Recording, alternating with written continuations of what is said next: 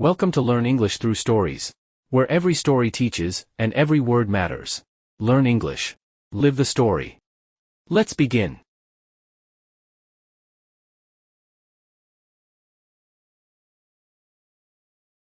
They told me not to pack too much. "Only what you can carry," my father said, tightening the straps of the old black backpack. "And nothing that makes you look different." But how could I leave my world behind? Inside that bag, I placed a photograph of my grandmother, her soft eyes, her crooked smile, my school notebook, half burned from the night they came, and a pebble from the garden wall, still warm from the sun that used to kiss our home. I didn't know that backpack would carry more than objects. It would carry silence, memory, guilt, hope. When we crossed the border, I didn't cry. I held my sister's hand and kept my head down.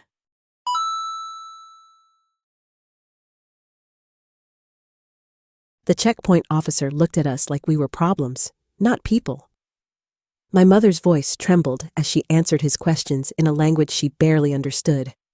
When he finally waved us through, it felt like a piece of the past got left behind, like a page torn from a book. We arrived in a town that didn't smell like home. The bread was different. The water tasted like metal. People smiled, but their eyes were careful. At school, I was the new girl from somewhere. They didn't know my name. They didn't want to. My English was shaky, and I knew I couldn't afford to mess up. So, I played it safe.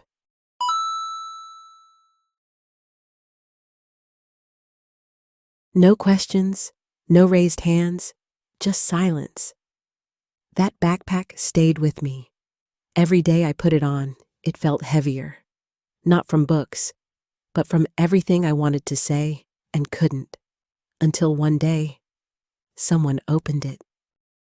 It happened on a Tuesday. I remember because it rained that morning, soft, steady, like someone whispering to the earth. I was sitting in the hallway, alone, waiting for math class. My backpack was next to me, unzipped just a little. I must have been careless.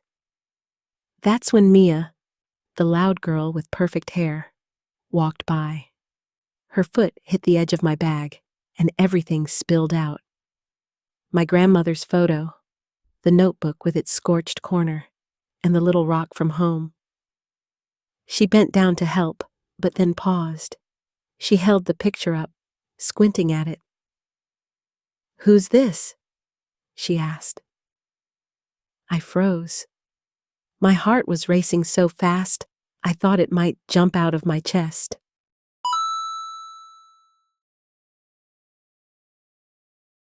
"It's my grandmother," I whispered.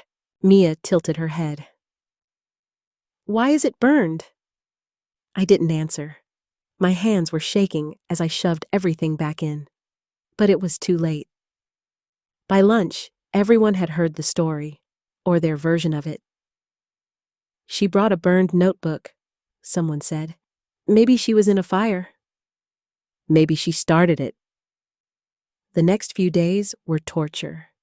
People stared at me in the hallway. Whispers followed me like shadows.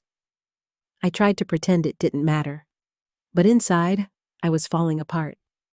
I wanted to go home, except there was no home to return to. One afternoon, I stayed behind after class. I waited until the room was empty. I took out the notebook and opened it to the page with my old science project. The ink was faded, the paper torn, but I could still see it.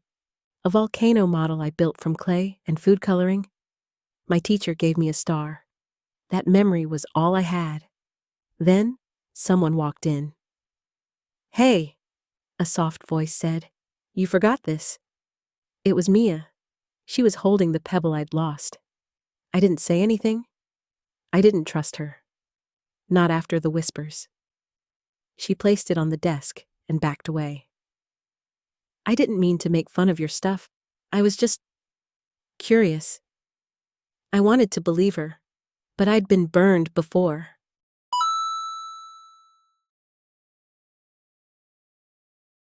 She turned to leave, then I surprised myself. Wait. Wait, I said again, louder this time. Mia stopped.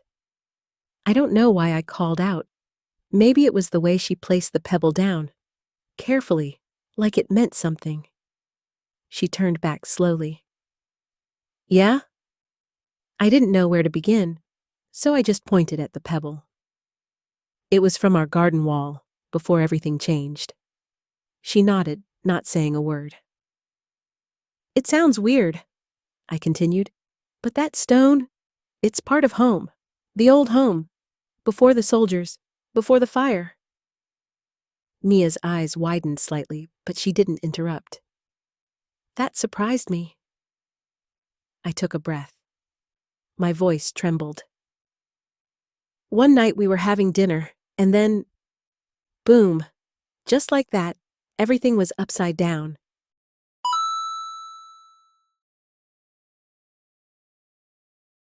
My father said we had to leave, that there were no more safe tomorrows. I didn't realize I was crying until I felt the tears hit my hands. Mia stepped closer. I didn't know.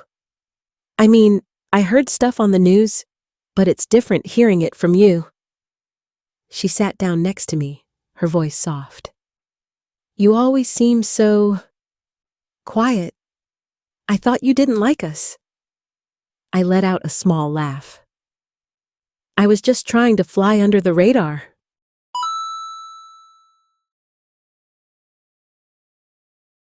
She smiled. You're really good at it. I smiled back. Yeah, well, when everyone's looking at you like you're from another planet, you learn to hide. There was silence for a moment, but not the heavy kind, the kind where something shifts. Then Mia surprised me. She pulled out her phone. I want to show you something. She scrolled for a moment, then held it out.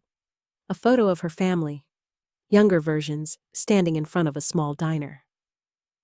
My mom came here when she was a kid. Different war, different country. She said it took her years to feel like she belonged. I blinked. That was the first time someone didn't make me feel like I had to explain myself.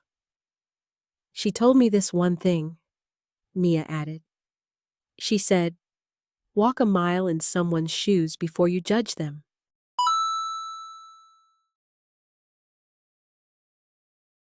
I nodded.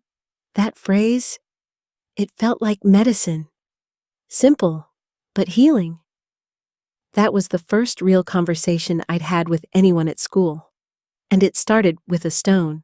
The next day, things felt different.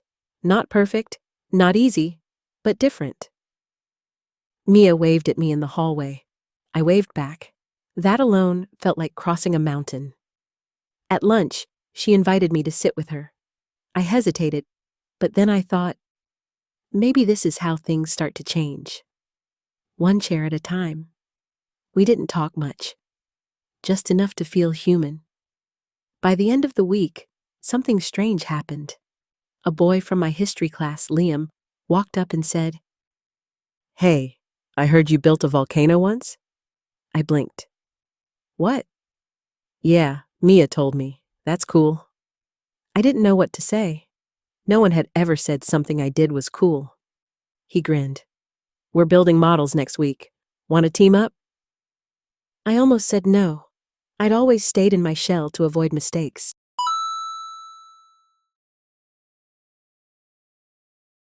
But this time, I nodded. Sure. The day of the project, I brought my backpack. Same one, same worn straps. But I added something new to it. A clean notebook. And a pen that worked. During class, Liam asked, Do you want to present it together? My stomach twisted. Public speaking was my nightmare. But something inside me said, now or never.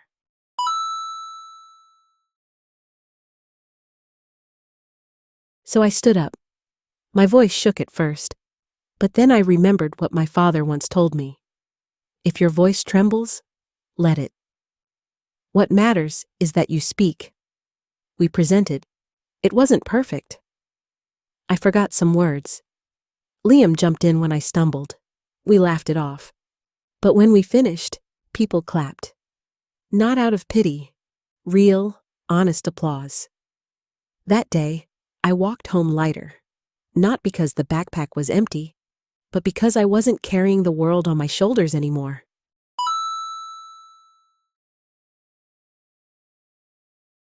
A few months later, my class had something called Story Day. Everyone was asked to bring something meaningful and talk about it. Something that told a part of who we were.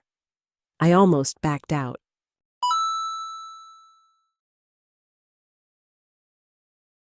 But then I saw my backpack. Same shape, same weight, same color. But now, it meant something different. So I brought it. When it was my turn, I stood in front of the class, heart pounding, palms sweaty. This, I began, is the only thing I brought from my old life. I held it up slowly. People leaned forward. I used to carry it like armor, to protect myself from being noticed, from being asked questions I couldn't answer. I paused, then reached inside. I pulled out the pebble. This is from the garden wall of our old home. We had fig trees. My sister and I used to pick fruit before dinner, until one night, we couldn't anymore. Silence, but not the cold kind, the listening kind. I took out the burned notebook. This got me through nights with no power, no sleep, and no hope. Then the photo. My grandmother, she used to tell me, no matter where you go, take your roots with you. I looked at my classmates. I thought if I told my story, people would run away. But now I know, sometimes you have to lay your cards on the table if you want people to see you.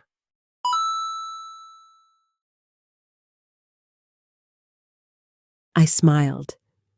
This backpack isn't heavy anymore, not because it's empty, but because I'm not carrying it alone. When I finished, no one clapped at first. Then Mia stood and clapped, then Liam, then everyone. That night, I wrote in a new notebook, not to remember pain, but to record something else. Hope. Key idioms you learned. Keep one's head down, avoid attention or trouble. Play it safe, choose the safest or least risky option. Jump out of one's chest, feel extreme fear or nervousness. Burned before, hurt or betrayed in the past, now more cautious. Turned upside down, life or a situation changed completely and suddenly. Fly under the radar, stay unnoticed or avoid attention. Walk a mile in someone's shoes, try to understand someone else's experience. Stay in one's shell, avoid opening up or social interaction.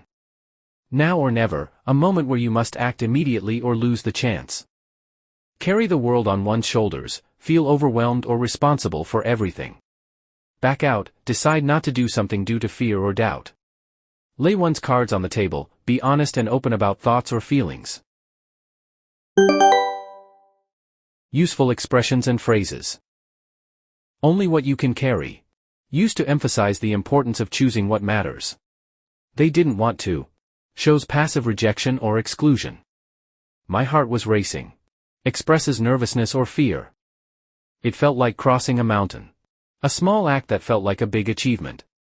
It wasn't perfect. We laughed it off. Showing confidence despite mistakes. People leaned forward. A sign of interest and emotional engagement. This backpack isn't heavy anymore. Emotional closure, symbolic growth. Thanks for watching this episode from Learn English Through Stories. If you learned a new expression or idiom today, give this video a like. Leave a comment to share your favorite part or what you'd like to learn next. And don't forget to subscribe so you never miss a new story. See you in the next one.